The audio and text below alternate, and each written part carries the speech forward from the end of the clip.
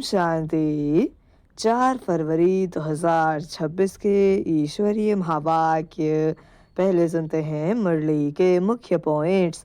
आज बाबा ने कहा, यह महाभारत की ही लड़ाई है। अंत में नई दुनिया की शुरुआत होगी। यह ज्ञान बहुत गुप्त है। नेक्स्ट पॉइंट, रावण राज्य का अंत निश्चित है। राम राज्य की स्थापना भी निश्चित है।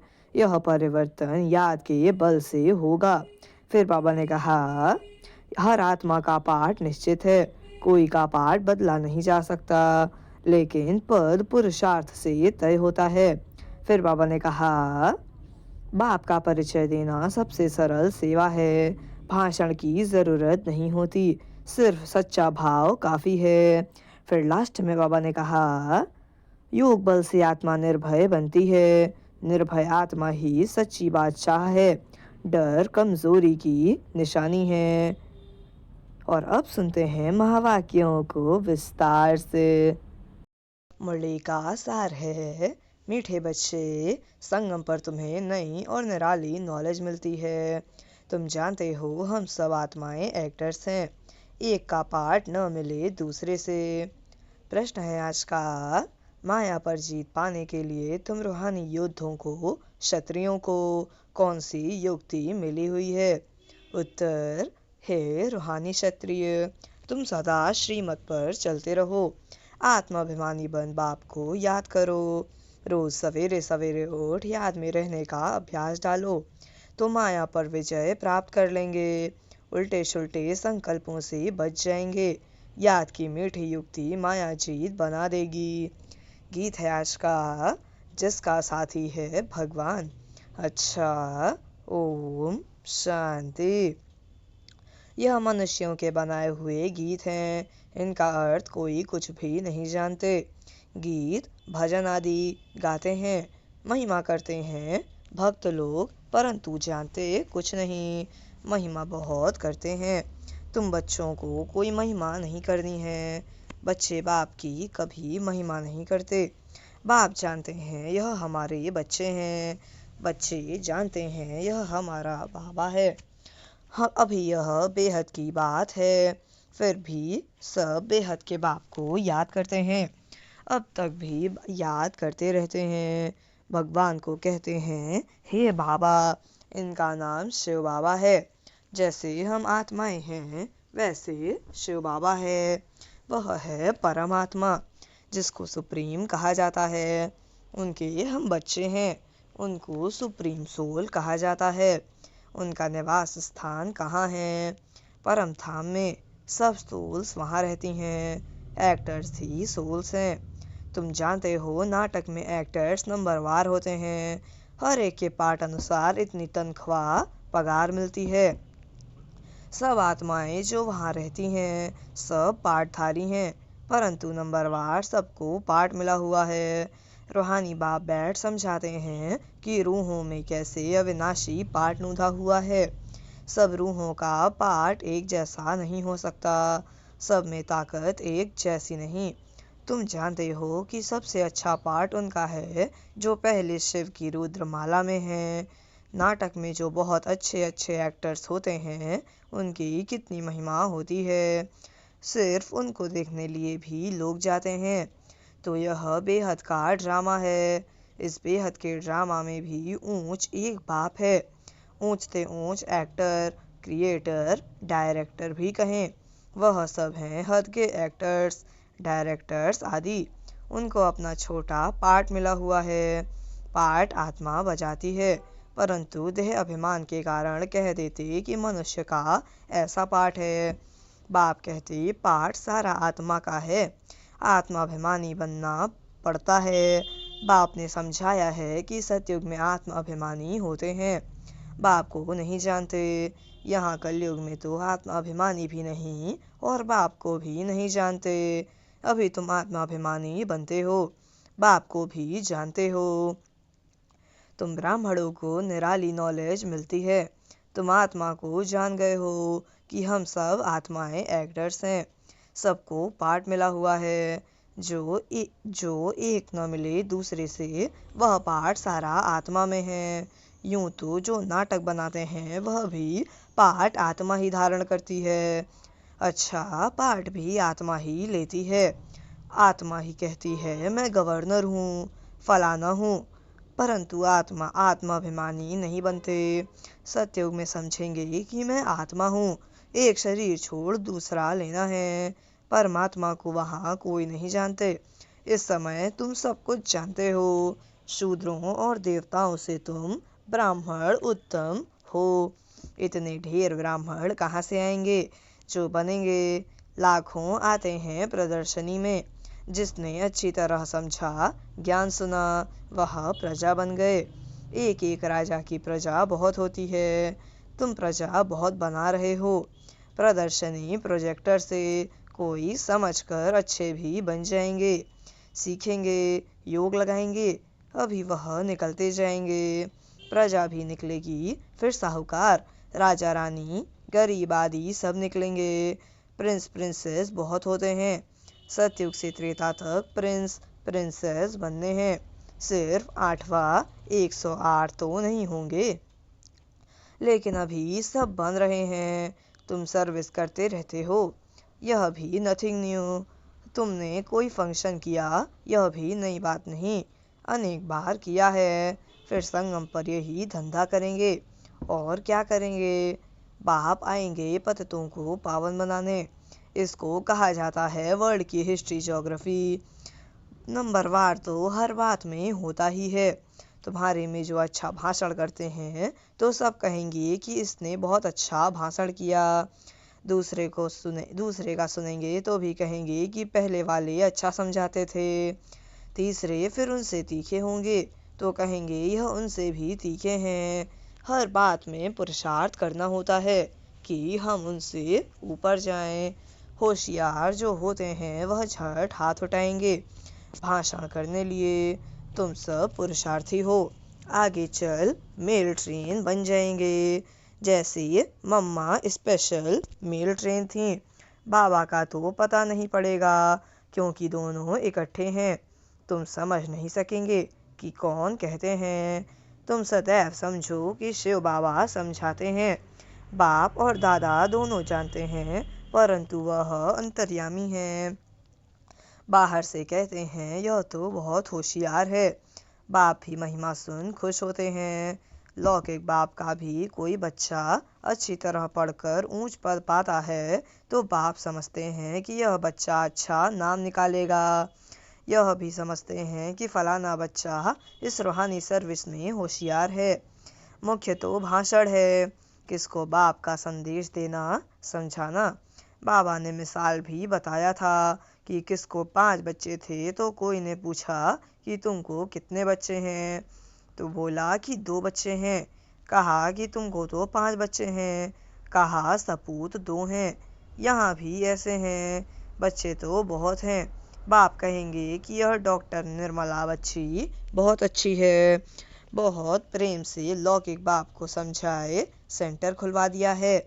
यह भारत की सर्विस है। तुम भारत को स्वर्ग बनाते हो, इस भारत को नर्क रावण ने बनाया। एक सीता कैद में नहीं थी, लेकिन तुम सीताएं रावण की कैद में थी। बाकी शास्त्रों में सब दंत कथाएं हैं। यह भक्ति मार्ग भी ड्रामा में है। तुम जानते हो सतयुग से लेकर जो पास हुआ वह रिपीट होगा। आपे ही पूज्य, आपे ही पुजारी बनते हैं। बाप कहते हैं मुझे आकर पुजारी से पूज्य बनाना है। पहले गोल्डन एजेड फिर आयरन एजेड बनना है। सतयुग में सूर्यवंशी लक्ष्मी नारायण का राज्य था। राम राज्य तो चंद्रवंशी था। इस समय तुम सब रूहानी क्षत्रिय योद्धे हो। लड़ाई के मैदान में आने वाले को क्षत्रिय कहा जाता है। तुम हो रूहानी क्षत्रिय।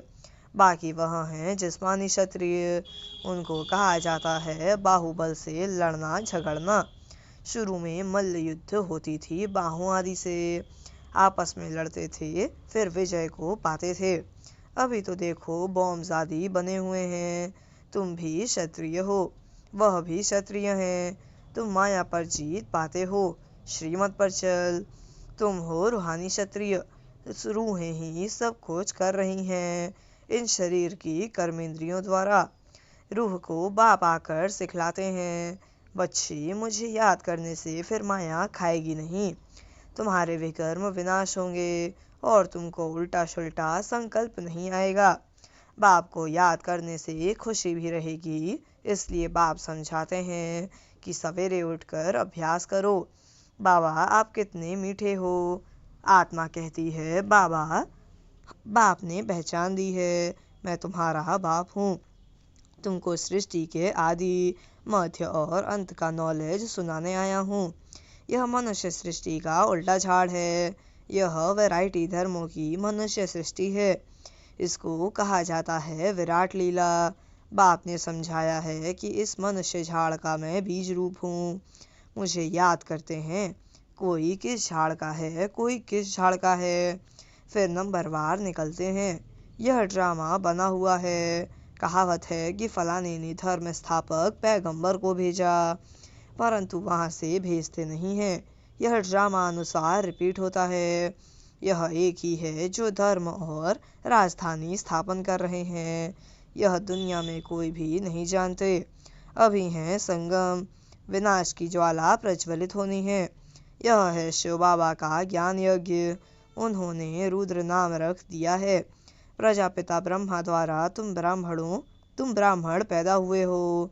तुम ऊंच ठहरे न, पीछे और बिरादरियां निकलती हैं। वास्तव में तो सब ब्रह्मा के बच्चे हो।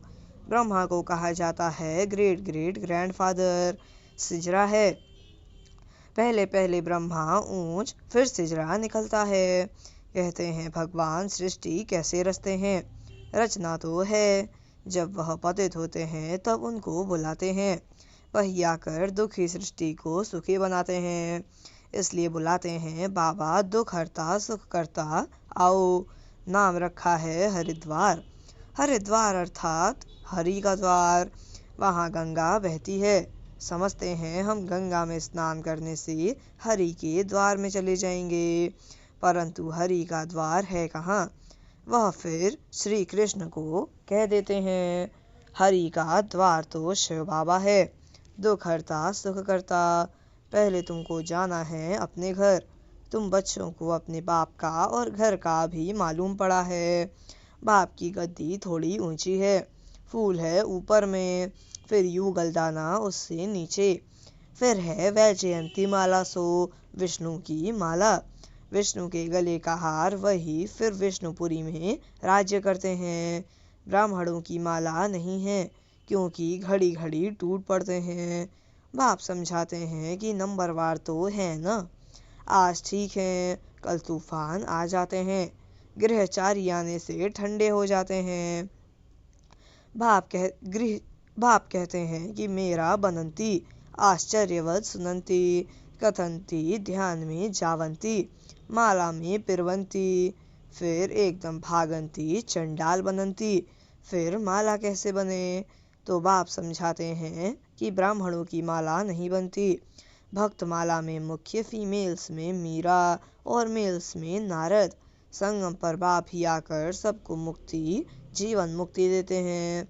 बच्चे समझते हैं कि हम ही स्वर्ग के मालिक थे, अभी नर्क में हैं। बाप कहते हैं कि नर्क को लात मारो, स्वर्ग की बादशाही लो, जो तुम्हारी रावण ने छीन ली है। यह तो बाप ही आकर बताते हैं। वह इन सब शास्त्रों, तीर्थों आदि को जानते हैं। बीज रूप है न, ज्ञान का सागर, शांति का सागर यह आत्मा कहती है। बाप समझाते हैं कि यह लक्ष्मी नारायण सतयुग के मालिक थे। उनके आगे क्या था। जरूर कलयुग का अंत होगा, तो संगम युग हुआ होगा, फिर अब स्वर्ग बनता है।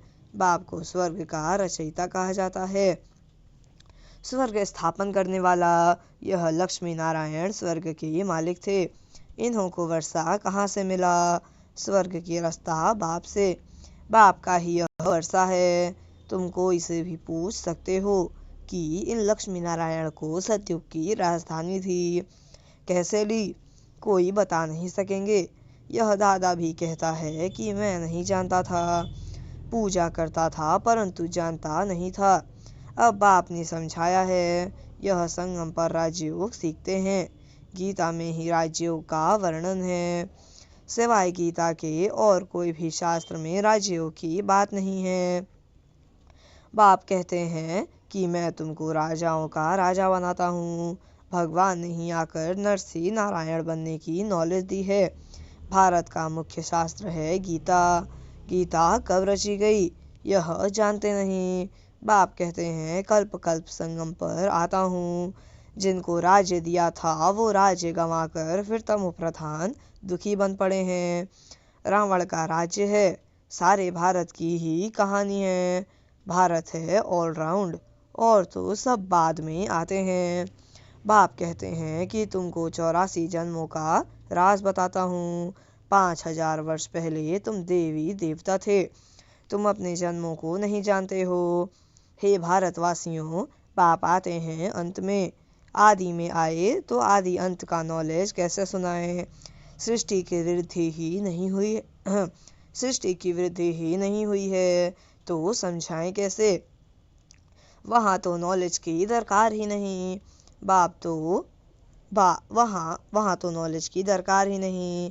बाप अभी संगम पर ही नॉलेज देते हैं। नॉलेजफुल है ना। ज़रूर नॉलेज सुनाने अंत में आना पड़े। आदि में तुमको क्या सुनाएंगे, यह समझने की बातें हैं। भगवानुवाच कि मैं तुमको राजयोग सिखाता हूँ। यह यूनिवर्सिटी है पांडव गवर्नमेंट की। अभी है संगम यादव, कौरव और पांडव। उन्होंने बैठ सेनाएं दिखाई हैं। बाप समझाते हैं यादव कौरव विनाश काले विपरीत बुद्धि। एक दो को गाली देते रहते हैं। बाप से प्रीत नहीं है। कह देते कि कुत्ते बिल्ली सब में परमात्मा है। बाकी पांडवों की प्रीत बुद्धि थी। पांडवों का साथी स्वयं परमात्मा था। पांडव माना रूहानी पंडे, वह हैं जिस्मानी पंडे। तुम हो रूहानी पंडे। अच्छा, मीठे मीठे सिकिलधे बच्चों प्रति माता पिता बाप दादा का याद प्यार और गुड मॉर्निंग। रूहानी बाप की रूहानी बच्चों को नमस्ते। हम रूहानी बच्चों की रूहानी माता पिता बाप दादा को याद प्यार और गुड मॉर्निंग। नमस्ते नमस्ते नमस्ते। शुक्रिया बाबा, शुक्रिया। धारणा के लिए मुख्य सार। पहली पॉइंट, आत्म अभिमानी बन इस बेहद नाटक में हीरो का पार्ट बजाना है। हर एक एक्टर का पार्ट अपना अपना है, इसलिए किसी के पार्ट से रीस नहीं करनी है। दूसरी पॉइंट, सवेरे सवेरे उठकर अपने आप से बातें करनी है और अभ्यास करना है। मैं इन शरीर की कर्मेंद्रियों से अलग हूँ। बाबा आप कितने मीठे हो। आप हमें सृष्टि के आदि मध्य और अंत का ज्ञान देते हो। वरदान है आज का, बाप के संस्कारों को अपना निजी संस्कार बनाने वाले व्यर्थ व पुराने संस्कारों से मुक्त भव। बाप के संस्कारों को अपना निजी संस्कार बनाने वाले व्यर्थ व पुराने संस्कारों से मुक्त भव। वरदान का स्पष्टीकरण है, कोई भी व्यर्थ संकल्प व पुराने संस्कार देह अभिमान के संबंध से हैं। आत्मिक स्वरूप के संस्कार बाप समान होंगे। जैसे बाप सदा विश्व कल्याणकारी, परोपकारी, रहमदिल, वरदाता है, ऐसे स्वयं के संस्कार नेचुरल बन जाएं।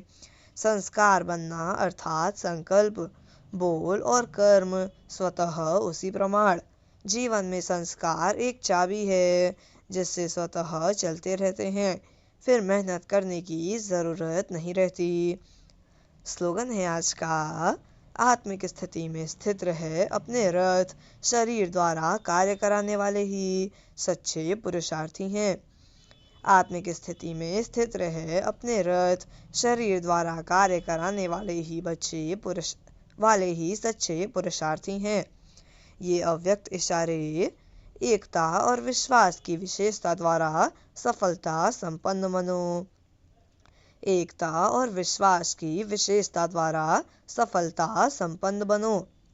जैसे बाप ने आप सबको कोने कोने से ढूंढकर निकाल लिया। अनेक वृक्षों की डालियां अब एक ही चंदन का वृक्ष हो गया। लोग कहते हैं 2-4 माताएं भी एक साथ इकट्ठी नहीं रह सकती और आप माताएं सारे विश्व में एकता स्थापन करने के निमित्त हो। यही आपकी आपसी एकता बाप की प्रत्यक्षता करेगी। अच्छा, ओम शांति।